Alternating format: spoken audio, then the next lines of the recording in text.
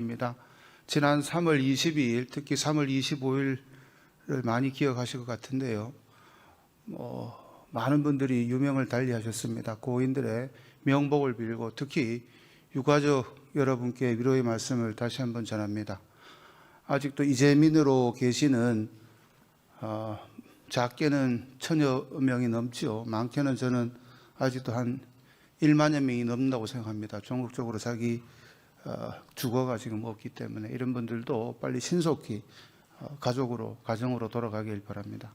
원합니다. 그리고 부총리님 나오셨습니다만은 총리님, 대행님까지 포함해서 영남 지역에 많이들 다녀가셨습니다.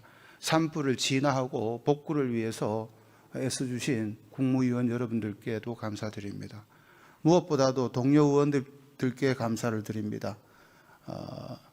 정책적으로 그리고 실제 십시일반 성금을 모아서 재해 지역에 보내주신 걸로 알고 있습니다. 오늘의 이 추경 특위도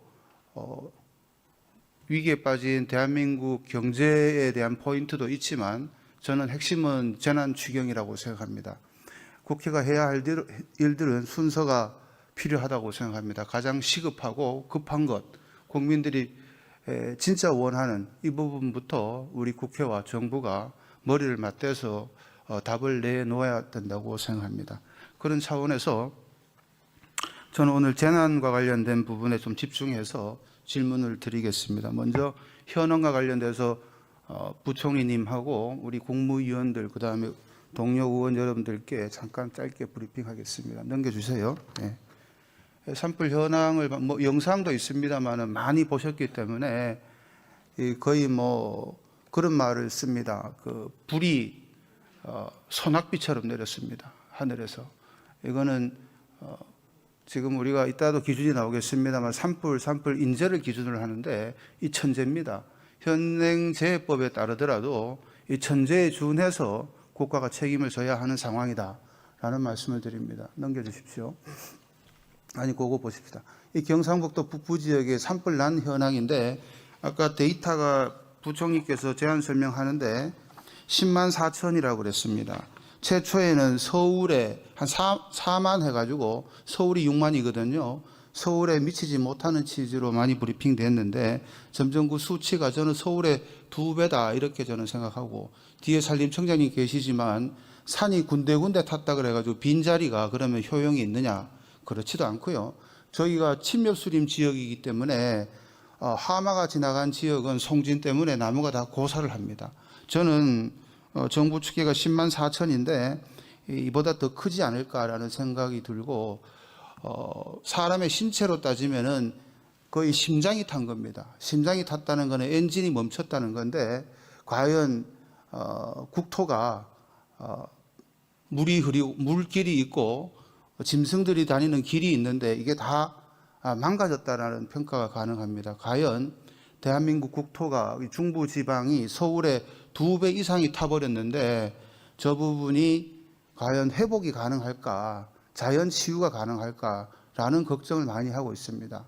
총리님, 혹시 이 최근에도 총리 주관으로 또 부총리님이 계속 이 산불과 관련돼서 팔로우업을 하고 있다는 말씀을 드렸습니다. 주기적으로 이 관계 부처 장관들하고 회의를 하고 계십니까? 네, 일단 지금은 그 권한대행 중심으로 하고 있으시고요. 저도 같이 챙기고 있습니다. 예, 계속 챙겨주시길 바랍니다. 그 다음 페이지 넘겨봐 주세요. 그 다음 넘길까요? 피해 현황과 관련돼서나 진행되는 상황은 너무나 데이터가 많이 나와 있는데 특히 또 좀 전에 4천여 채의 주택이 영남 지역에 소실됐고 아직 3천여 명의 이재민이 있다고 하고 있습니다. 그리고 임시 숙박시설에 지금도 계속 계시는데 시급하게 이 주택 부분에 대한 것 특히 관심을 가져주셔야 되겠습니다. 현황 데이터 한번 더 볼까요? 넘겨봐 주십시오. 누구는 이렇게 얘기하더라고요. 두 가지만 넘겨주세요. 앞에 그거 놔두세요. 놔두시는데 저희가 확인한 걸로는 사망자가 30분 그리고 2차 피해라고 할까요? 지금 사망자 점점 늘어나고 있습니다. 우리가 코로나 시절 경험해 보면 직접 코로나가 원인이 아니어도 이후에 합병으로 많이 돌아가신 분들이 있었는데 통계에 잡지 않는 경우가 꽤 많았습니다. 살펴봐 주셔야 될 부분이고요. 인명피해도 그렇지만 그 규모나 범위가 누가 이렇게 얘기하더라고요. 한국 전쟁 때도 이러지 않았다. 8, 90대는 어르신들이 전쟁도 이렇지 않다라는 말씀을 주셨는데 적당한 비교인지는 모르겠습니다만 러시아 우크라이나 전쟁이나 지금 이스라엘이 일으키는 전쟁에도 이재민이 이렇게 발생하지는 않습니다. 그냥 그 이재민이 아니고 집이 없고 먹을 게 없는 이재민입니다. 8, 90대인데 보건복지부 장관님 나오셨습니까? 안 나오셨으면 부총리께 계속 말씀을 드리겠습니다. 틀니를 못 가지고 나와가지고 아침, 저녁, 점심에 죽만 드시는 분이 계십니다. 이런 분들은 건강이 굉장히 위험하시겠죠. 좀 한 분 한 분 세심하게 케어할 충분한 정부의 책임이 있고 또 대한민국이 선진국이기 때문에 그렇게 할 능력이 있습니다. 그래서 제가 여쭤봤습니다. 그래 자서 되니까 할게요. 없는데 의외노 이럽니다. 무슨 말씀을 드리냐 하면은 우리 다 엄에 아베 연세 되시기 때문에 자녀 세대가 당신 때문에 고생하는 것에 대해서 기꺼이 하지 않으십니다. 겸양을 말씀을 하시지요. 그런데 몸은 병들고 죽만 다 하시면은 그 어른이 그러면 오래 사실 수 있겠습니까? 부총리님, 각별히 우리 부모님 챙겨주십시오. 꼭 그렇게 해주십시오. 네, 저도 현장에 가보니까 예. 많이 느꼈습니다. 제가 지적하고 싶은 거는 이겁니다. 시급한 게 뭐냐, 우선순위가 뭐냐. 내일이 없는 분에게 내일의 얘기를 할 필요는 없지 않겠습니까? 대표적으로 좀 안타까운 게 중장기적으로 해야 되는 사업이 있습니다. 뭐냐? 헬기 도입과 같은 경우는 중장기적입니다. 헬기가 들어온들 그분들이 우리 이재민들에게 어떤 직접적 효능이 있습니까? 되묻고 싶습니다. 환경부 장관님 오셨죠? 예, 환경부 차관 나와 있습니다. 제가 뒤에서 여쭤보려고 그랬습니다만 곧 있으면 우기입니다. 2차 피해가 발생하는데 그죠? 2차 피해가 발생한다는 거는 저 영남 줄령에서 비가 내리면은 작년 재작년 매번 그 청송 지역에서 영양 지역에서 비가 오면은 동쪽으로는 영덕 물이 쏜살같이 내려갑니다. 이쪽으로는 물이 고이죠. 서쪽으로 안동 상주 쪽으로. 그 2차 피해 잿물이 들어가면은 산도가 올라가죠. 전문가들 말에 따르면 양잿물하고 달리 일반 잿물의 영향은 좀 크지 않다고. 크지 않습니까? 천만다행입니다만은 2차 피해, 물 오염, 그 다음에 간벌이 안 돼가지고 그게 홍수에 영향이 있다는 거는 잘 아실 것 같습니다. 그러면 폐목들, 탄 나무들이 켜켜이 쌓여 있는데 이거를 제거를 해야 됩니다. 경상북도에서 보고해 올라온 거면은 보면은 시군 다 합쳤을 때 최소 500억 정도가 초기 비용이 든다고 그럽니다. 안동시가 추계했을 때는 안동시가 서울이 2.5배거든요. 그중에 절반이 탔습니다. 다시 말해서 서울만큼 안동도 탔는데 7개 면이 다 추산해 보니까 수천억 단위, 한 4천억 가까이 벌목 비용이 든다고 합니다. 저 부총리께 여쭤보겠습니다. 이번을 재난 추경했는데 부족분이 생기면은 추가 추경이 필요하다라는 요구가 있을 경우에 정부는 어떻게 하실 겁니까? 그래서 지금 그걸 말씀드리다는 건 아니고요. 이번 추경을 논의하는 과정에서 한번 그런 말씀들은 저희가 충분히 반영을 하겠습니다. 예, 제가 드리고 싶은 말씀은 이후에 헬기를 사는 거 좋습니다. 소방도로 만드는 거 좋습니다. 제일 중요한 게 사람입니다. 특히 부모 세대 어르신들, 당신이 당신 입으로 내 불편하다라고 말씀 안 하시는 분들 아침 저녁으로 챙겨볼 수 있는 그 시스템 빨리 구축해 주십시오. 저는 지금도 재난이 진행되고 있는 상황이다라고 저는 보고 있습니다. 다음 페이지 넘겨봐 주세요. 더 넘겨주세요. 더. 됐습니다. 국토부 장관님 오랜만에 나오셨는데 하나 말씀을 드리겠습니다. 정부 예산으로 지금 신속하게 임시주거시설을 준비해 주시는 거 굉장히 감사합니다. 그런데 이 부분도 있습니다. 국토부 장관님. 임시주거시설이 들어오는 것 이제 안동 같으면 열 몇 채가 들어갔거든요. 1,000채가 넘는 수요 중에 열 몇 채가 지금 들어가 보면 뭐합니까? 그죠?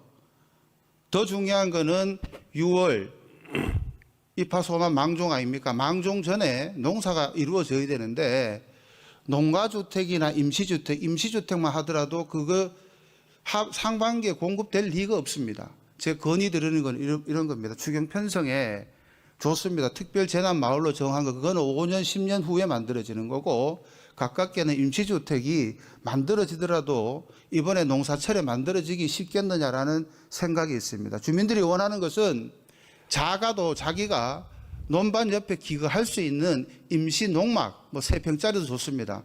이런 부분에서 신속히 좀 지원을 해달라고 하는데 여기서 문제는 뭐냐 하면은 그런 부분은 기초단체가 그 책임을 지더라고요. 추경을 편성할 때 이런 부분들이 반영돼야 되는 거 아닙니까? 장관님 의견 어떻습니까?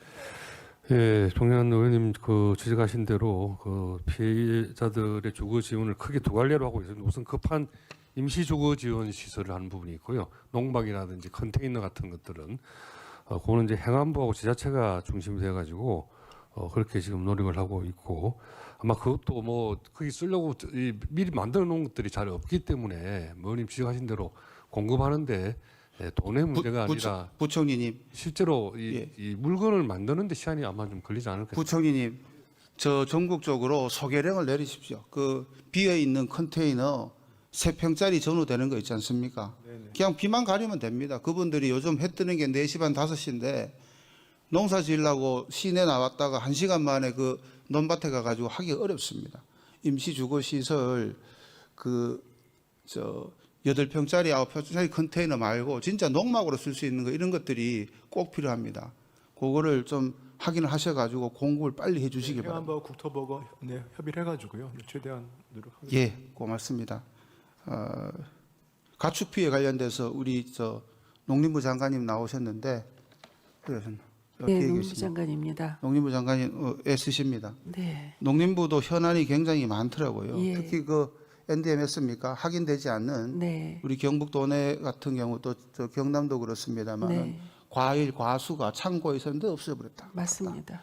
송이밭이 전소해가지고 이제는 송이 먹을 일이 없다. 네. 그 재산 피해 아니겠습니까? 네, 그렇습니다. 이런 부분에 있어서 기존의 기준에 맞지 않는지 있는지까지 검토가 돼야 되겠습니다만 특위가 만들어졌기 때문에 예. 국회 차원에서 법률도 만들 것 같습니다. 예. 최대한 현 기준에서 반영을 해주시고 그렇지 않다면 특별법 만드는데 정부가 적극적으로 의견을 내주시기 바랍니다. 그렇게 하겠습니다. 그러면 또 농기계도 관리기 같은 경우는 예. 충분히 공급이 됐다는 얘기도 있고 안 됐다고 되는 데도 있는데 하여튼 6월 전까지 파종이나 모신기 할 때까지 적극적으로 좀 챙겨봐 주시기 예, 바랍니다. 저희가 지금 무상 예. 임대하고 있고요. 예. 농작업 대행도 같이 하고 있습니다. 그렇습니다. 네. 또 경북이나 경남 지역에 이게 농업 기반하는 작은 기업들 뭐 사료 예. 공장 TMR이나 네. 그다음에 돼지가 막 다 탔다든지 맞습니다. 이런 것들도 야 그거 자료를 계속 받아보자 아니면 내년 예산에 태우겠다.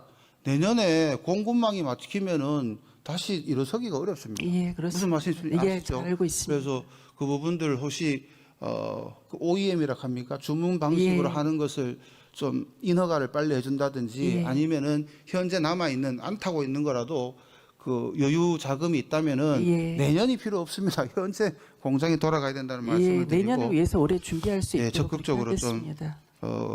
해주시기 바랍니다. 예. 중기부까지 포함해서 좀 말씀을 드렸던 것 같습니다. 산림청장님 나오셨습니까? 소방청장님하고 산림청장님 이번에 참 고생이 많으셨습니다. 그런데 약간 중장기적으로 예산 계획을 세운 거 보면은 그 청송, 안동, 영양, 의성 와가지고 지금 산불 진화하는데 임도도 없고 아까 우리 임종두 의원께서 말씀 주셨지만은 헬기는 뜨지도 않고 그 다음에 바람만 불고 참 애 많이 쓰셨을 것 같은데 저는 이렇게 생각합니다. 서울 경기에 있는 소방차가 전국 동원령이 내렸는데 들어오지를 못해요. 부총리님. 왜 그런지 아십니까? 길이 없어요. 임도를 백날 닦아놔도 임도까지 가는 길이 없습니다. 그게 경북 북부 지역의 SOC의 현황입니다. 4차선 길이라도 있어야 교행을 해가지고 소방차가 갈 거 아닙니까? 지역에 들어가지 못하니까 활동을 못하는 거예요.